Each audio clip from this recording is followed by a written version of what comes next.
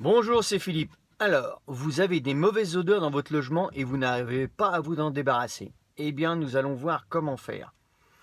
Alors, vérifiez que vous n'avez pas un siphon de lave-vaisselle ou de machine à laver qui ne soit pas en fonction.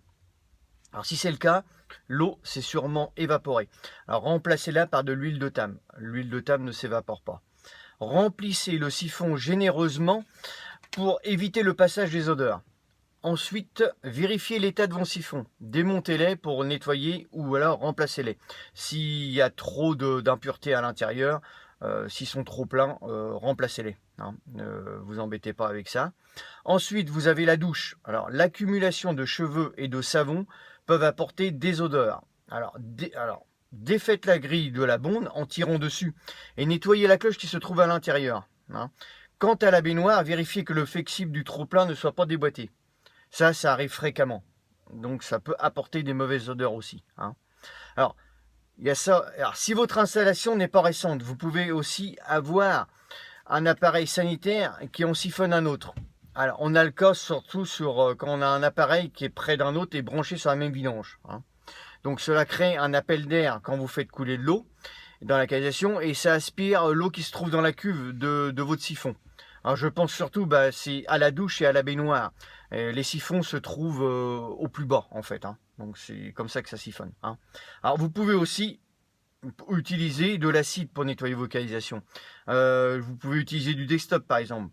Alors attention, le desktop est dangereux. Faites attention à vos enfants et à vos animaux. Ça brûle. Hein. Ça brûle beaucoup. Hein.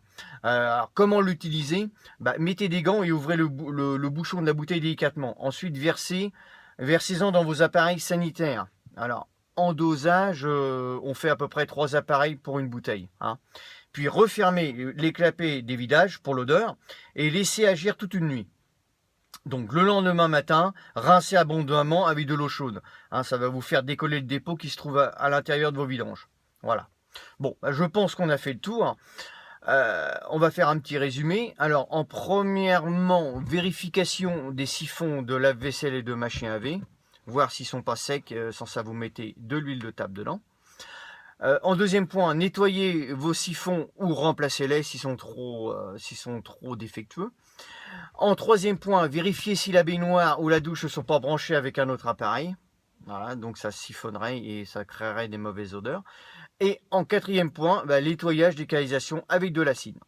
Voilà, écoutez, cette vidéo s'achève. Si vous l'avez aimé, cliquez sur j'aime et puis partagez-la. Et puis moi, je vous retrouve sur une autre. Voilà, allez, au revoir.